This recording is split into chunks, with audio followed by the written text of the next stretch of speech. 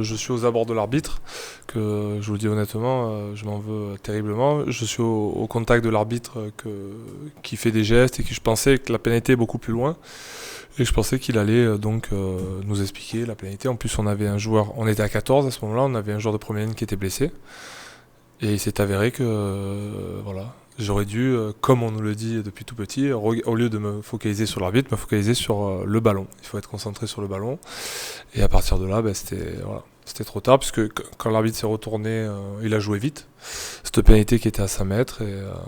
Et voilà. Non, ah ben si, après, c'est toujours décevant par rapport au collectif et aux résultats qu'on aurait pu avoir.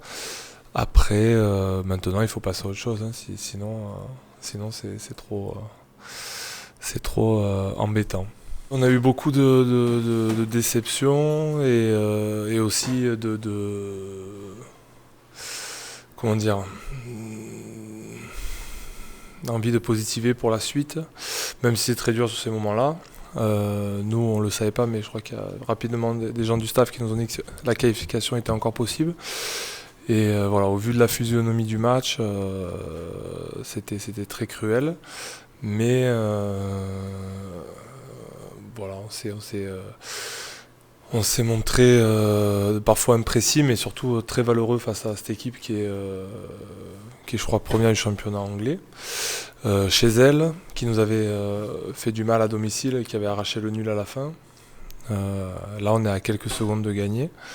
Et donc voilà, il y a beaucoup de déceptions, mais aussi beaucoup de choses qui nous faisaient penser à ce match qui arrive et qu'il faudra aborder avec l'envie de prendre 4 et voire 5 points, mais d'avoir un delta de 4. Ouais. Le match des Watts, malheureusement, il est de côté.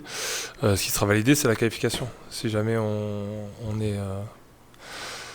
est bon, on est voire très bon face à cette équipe du Connard et qu'on ne leur laisse pas le choix et qu'on ne les laisse pas exister, on pourra se qualifier. Voilà. Maintenant, il n'y a que ça à avoir en tête. Et malheureusement, ça aurait pu être tout autre et on aurait pu se qualifier à domicile. Dans les deux cas, il aurait fallu battre cette équipe du Connard pour se qualifier. Donc maintenant, on peut faire les calculs qu'on veut. Il faut gagner ce match et de la meilleure des façons. Et après, ceux qui sont très pertinents sur la qualité de leur calcul pourront nous dire où on se place et où on se déplacera si c'est bon pour nous. Oui, quelque part oui. Oui, parce que ça nous permettrait de nous qualifier. Après, on l'a déjà eu fait de se qualifier en Coupe d'Europe, surtout avec l'histoire du Stade Toulousain. On l'a déjà eu fait de se qualifier et de se déplacer. Et après d'être lourdement battu. Donc de toute façon, malheureusement dans le sport, on le dit souvent, ça paraît un peu bête, mais chaque semaine se suivent et ne se ressemblent pas. Et le match qui arrive est toujours le plus important. Là, c'est celui-ci. Après, si jamais on vient à se qualifier, ça sera une autre paire de manches de se déplacer chez un gros, au vu des résultats européens des autres poules. Maintenant, pour nous, ça serait important, surtout vu de notre parcours dans cette compétition, qui n'a pas été tout à fait régulier, mais il y a eu des hauts, des bas.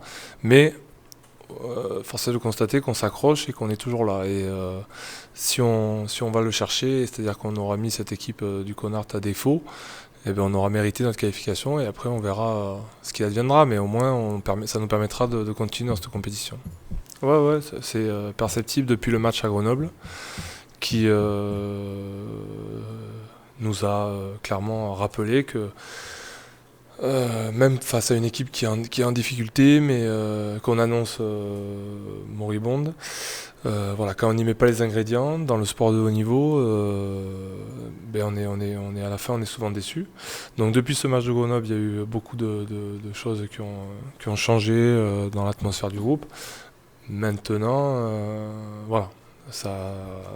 Attention, il faut toujours rester vigilant parce que ça va vite et quelque part on n'a rien fait. Donc il faut continuer dans cette démarche-là, mais que ce soit en championnat ou en Coupe d'Europe, on est loin d'être dans une position qui nous permette de nous relâcher et d'être satisfait de nos dernières semaines. Ouais, exactement. Après c'est un groupe de 30 ou 31. Voilà, 32. Donc ça ne veut absolument... Si, c'est très bien d'être appelé de ça, mais voilà, ça